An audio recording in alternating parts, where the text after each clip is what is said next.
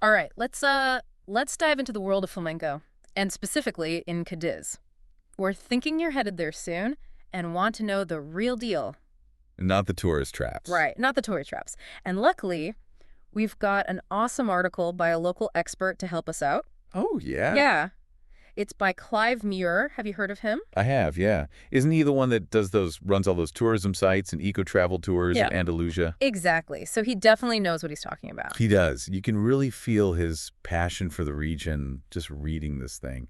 And one thing that really stood out to me is that Cadiz is considered one of the birthplaces of flamenco, not just a place to see it. Oh, wow. I didn't realize that. Why is that? What makes Cadiz the heart of flamenco? Well, flamenco's origins are um, complex and still debated even today, but we know it emerged centuries ago from a mix of cultures. Like what? Well, you've got your Iberian, Arabic, Sephardic, and Gitano influences all kind of blending together. As And Cadiz, with its busy port and constant mix of cultures, it became a melting pot where these diverse influences kind of fused into what we now call flamenco. like a musical dialogue between different communities. Exactly. It's a musical dialogue between different communities.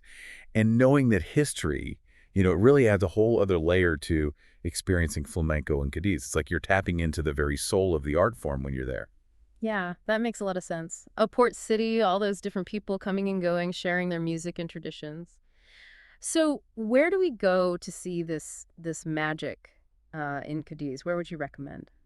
Well, Clive, in his article, breaks it down into a few different venue types, each with their own unique vibe. Oh, okay. And first up, we've got the peñas. They're like the heart and soul of flamenco, like these intimate social clubs, often focused on specific styles or even individual artists. So, if you want like an authentic flamenco experience, you got to go to a peña. That's the place to be. That's the spot. Okay. He specifically highlights Peña Flamenca Juanito Villar. Juanito Vidar. Okay. Yeah, and it's beautifully situated right at the end of Caleta Beach, leading to the San Sebastian Fortress. Oh, wow. Can you imagine that? The sea breeze, the sound of the waves, and incredible flamenco. Yeah, the setting itself sounds pretty magical. Oh, it is. So, what kind of flamenco would you see there? Well, they specialize in fandango and bulería. Okay. So fandango's super passionate and expressive, with singers and dancers really pouring their hearts out. I love that. And then Bulería is all about speed and improvisation, like a real show of skill and energy that gets the crowd going. Wow. Okay, so we got the peñas for that raw, intimate experience. But what if we're looking for something a bit more theatrical, like a bigger production? Then you want to check out a tablao. A tablao. Okay. They're venues specifically designed for flamenco performances, often with a stage and more theatrical elements. Okay, so more of a formal show. Right, and Clive recommends two that stand out, the Cueva del Pájaro Azul and Peña Flamenca Enrique El Meliso. Wait, two peñas with the same name? Well, one is a tablao and one is a peña, which shows you the word can be used for both. Interesting. But even though they share the same name, Cueva del Pájaro Azul, it's actually the oldest tablao in Cadiz Oh, wow. and emphasizes that traditional, emotional journey of flamenco. They even do private shows. So if you're looking for that exclusive experience, Oh, a private flamenco show. be sure to book tickets in advance online or when you get there. Oh, that's awesome. Okay, and what about Enrique El Meliso? What's special about that one? It's family run, known for its incredible talent of its artists. And they even have a menu with plenty of gluten-free options, which is nice. Oh, that's good to know. Yeah. Though Clive did mention no bread or crackers, which I thought was a funny little detail. Oh, that is funny. So we've got these intimate peñas, the more theatrical tableaus. What else is there in Cadiz? Well, Clive also mentions La Merced Flamenco Center. Okay. But it's not just a performance venue. It's a multifaceted space dedicated to promoting, producing, and even training people in flamenco. Oh, wow. Now that I haven't heard of. What exactly goes on there? Well, imagine a space that just lives and breathes flamenco. It's huge, 740 square meters, Wow. with 4 soundproof classrooms for teaching, a large stage for master classes, and this beautiful main hall just filled with natural light. Sounds incredible. It is. It really is. Besides classes, what else do they offer? Well, they have a fantastic program of training from some of the most renowned flamenco artists in the world, and they also curate exhibitions of flamenco-related art. Like what kind of art? Everything from painting to photography, you name it. Wow. You could spend a whole day there just taking it all in. Yeah, you really could. Okay, so we've got our venues covered, but before I move on to the music, do these venues tend to specialize in certain types of flamenco, or is it a mix? That's a good question. While some venues might lean towards certain styles, most offer a variety of palos. Each palo is like a different flavor of flamenco, Okay. each with its own unique rhythm, essence, and emotional resonance. Like a whole language of expression. It is like a whole language of expression. Wow, so instead of just seeing a flamenco show, I can actually seek out specific palos that speak to me. Exactly. And there are so many to discover, but we'll dive deeper into those in part 2. I can't wait. Welcome back to our flamenco deep dive. I'm already feeling the rhythm. Last time we talked about Cádiz as the birthplace of flamenco, the peñas, tablaos. All those amazing palos. Right, the palos. It's amazing how much variety there is. Each one tells a different story. Yeah, exactly. And each one has a different emotion. Clive describes Soleá as soulful melancholy.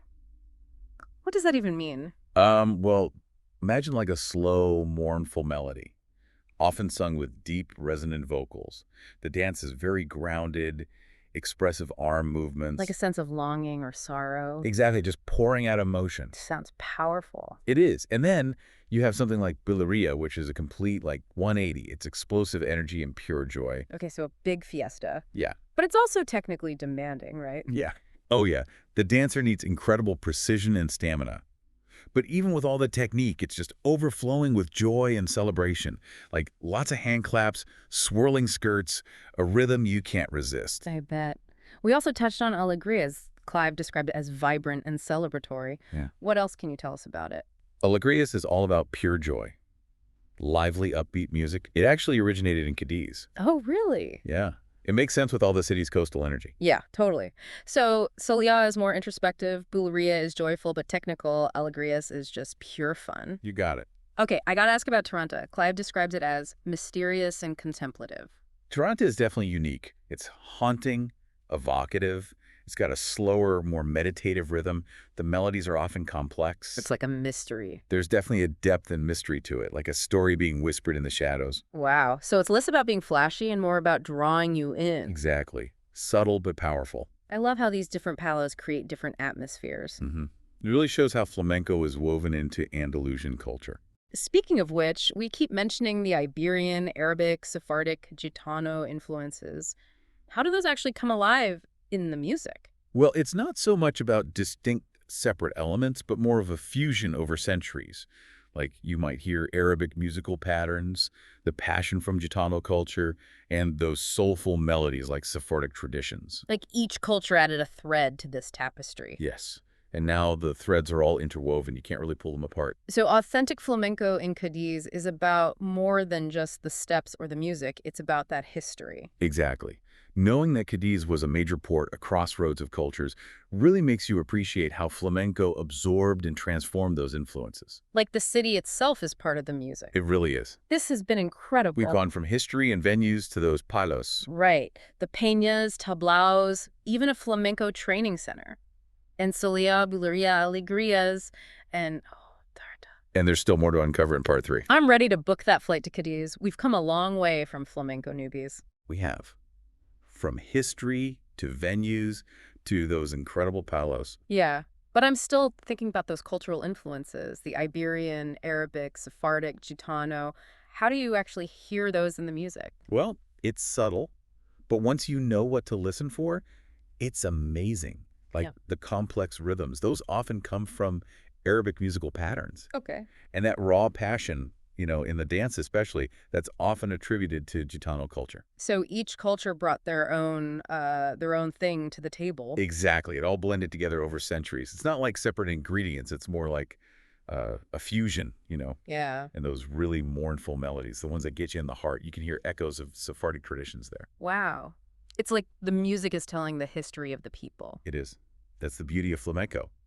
It's more than just entertainment. It's a living embodiment of history and culture. So authentic flamenco in Cadiz, it's not just steps and music, it's about understanding the emotion behind it. Yeah, the emotional language of the music and dance, Yeah. how it reflects the soul of the place. And that's why knowing the context is so important. Absolutely. Knowing Cadiz was a major port, crossroads, helps you understand how flamenco how it absorbed all those influences. Like the city itself is part of the music. You got it. And Clive, our expert, he really gets that. You can feel his passion for Cadiz. Definitely. So if someone were to take one thing away from all this, what would you want it to be?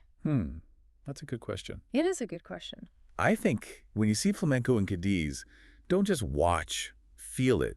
Listen for the history, the stories in the dance. Let the emotion move you. Yeah, let yourself be transported. Beautifully said. Well, on that note, I think it's time to wrap up our flamenco deep dive. Oh, already? It flew by. It did, but we hope you've gained a new appreciation for this art form. Its rich history, the energy of Cadiz. And this is just the beginning of your flamenco journey.